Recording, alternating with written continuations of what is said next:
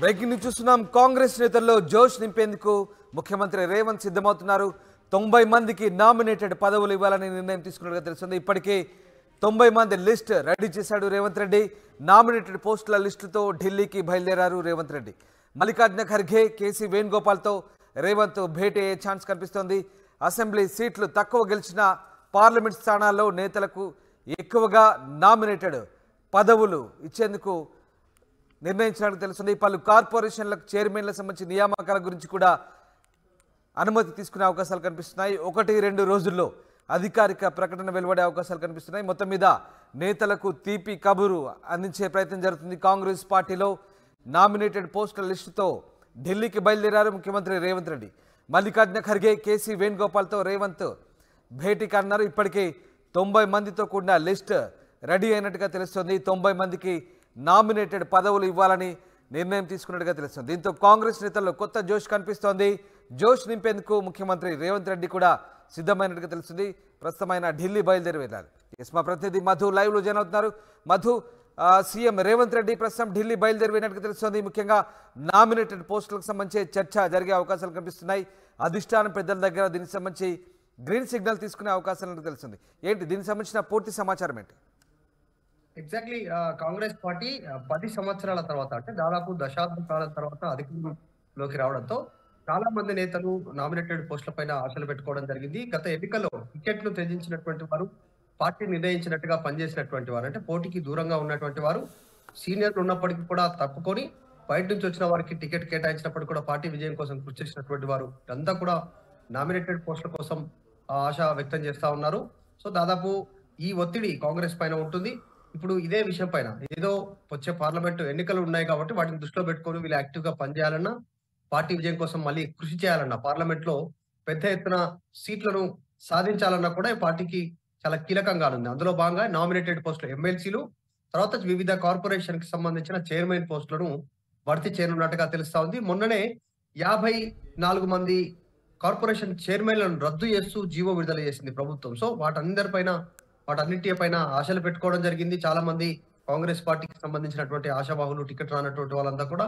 దాంతో పాటు ఈసారి టికెట్ వదులుకున్నటువంటి వారు, సీనియర్ నాయకులుగా ఉన్నటువంటి ఓడిపోయినటువంటి వాళ్ళు కూడా ఎమ్మెల్సీ స్థానాలపైన వాళ్ళు పోటీ పెట్టుకున్నటువంటి పరిస్థితి. ఒకటి పల్లా రాజేశ్వర రెడ్డి ఎమ్మెల్సీగా ఉండి ఎమ్మెల్యేగా వెళ్ళారు, ఆ స్థానం ఖాళీగా ఉంది. కసిరెడ్డి నారాయణ రెడ్డి ఆయన ఎమ్మెల్సీగా ఉండి ఎమ్మెల్యేగా గెలిచారు, ఆ స్థానం ఖాళీ అయిపోయింది.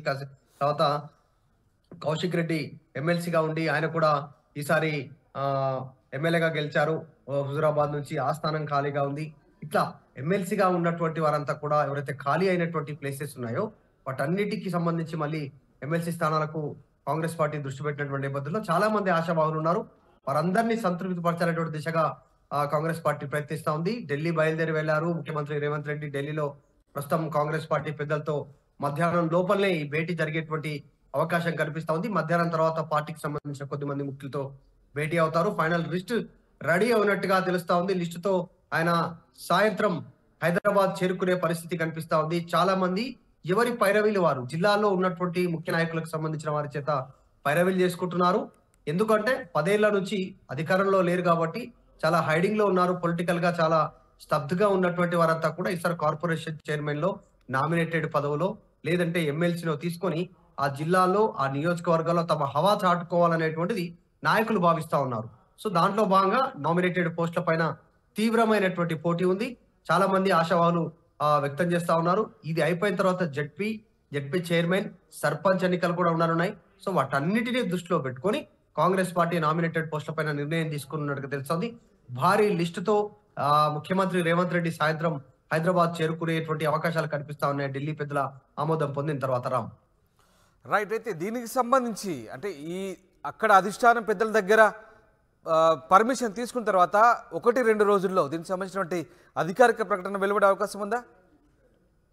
ఖచ్చితంగా. ఎందుకంటే కాంగ్రెస్ పార్టీకి సంబంధించినటువంటి ఆవిర్భావ దినోత్సవం ఉంది 28వ తారీఖు రోజున ఈ నెల.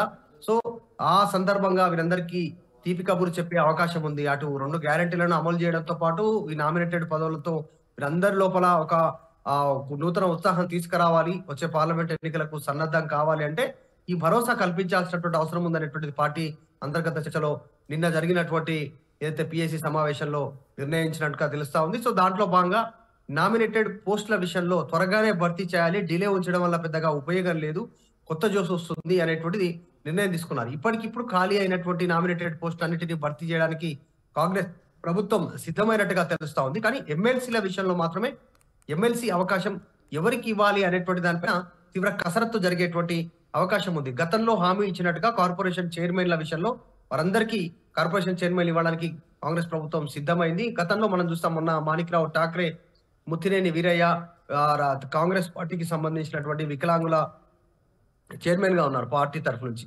ఆయన మిర్యాలగూడ నుంచి పోటీకి సన్నద్ధమైనటువంటి నేపథ్యంలో ఆయనకు డైరెక్ట్ గా మాణిక్రావు ఠాక్రే హామీ ఇచ్చారు, ఇంటికెళ్ళి పోటీకి విరమించుకోండి, పార్టీ వేరే వాళ్ళకి టికెట్ ఇస్తుంది, వివిధ కారణాల దృష్ట్యా కాంగ్రెస్ పార్టీ ప్రభుత్వం అధికారంలోకి రానుంది, వికలాంగుల సంస్థ చైర్మన్, వికలాంగులకు సంబంధించినటువంటి చైర్మన్ మీరే అవుతారు, కార్పొరేషన్ చైర్మన్ మీరు అవుతారు, కాంగ్రెస్ పార్టీ అధికారంలోకి వస్తాయని హామీ ఇచ్చారు. సో ఇలా చాలా మందికి అవకాశం ఇచ్చారు. ఒక్కొక్కరికి, యువకులకు, తర్వాత యూత్ కాంగ్రెస్ కావచ్చు, ఎన్ఎస్యుఏ కావచ్చు, ఇలా వివిధ విభాగాలు, యువజన విభాగం, వీళ్ళందరికీ హామీలు ఇచ్చారు. వారందరికీ యాజ్ గా కార్పొరేషన్ చైర్మన్లు ఇవ్వనున్నట్టుగా తెలుస్తా ఉంది. సో కార్పొరేషన్ చైర్మన్ పదవులతో, నామినేటెడ్ పదవులతో చాలా మందిని సంతృప్తి పరచాలి, వచ్చే పార్లమెంటు ఎన్నికలకు సిద్ధం అవ్వాలి అనేటువంటి కాంగ్రెస్ పార్టీ వ్యూహంగా కలుగుతా ఉంది.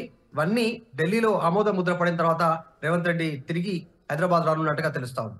Right, thanks for the update Madhu. ఇది కాంగ్రెస్ నేతల్లో జోష్ నింపేందుకు ముఖ్యమంత్రి రేవంత్ సిద్ధమయ్యారు. దాదాపు 90 మందికి నామినేటెడ్ పదవులు ఇవ్వాలని నిర్ణయించుకున్నట్టు తెలుస్తుంది. ఇప్పటికే 90 మంది లిస్ట్ రెడీ చేసుకొని ఆయన ఢిల్లీ వెళ్లారు. నామినేటెడ్ పోస్టుల లిస్టుతో మల్లికార్జున ఖర్గే, కేసీ వేణుగోపాల్తో రేవంత్ భేటీ అయ్యే ఛాన్స్ ఉంది.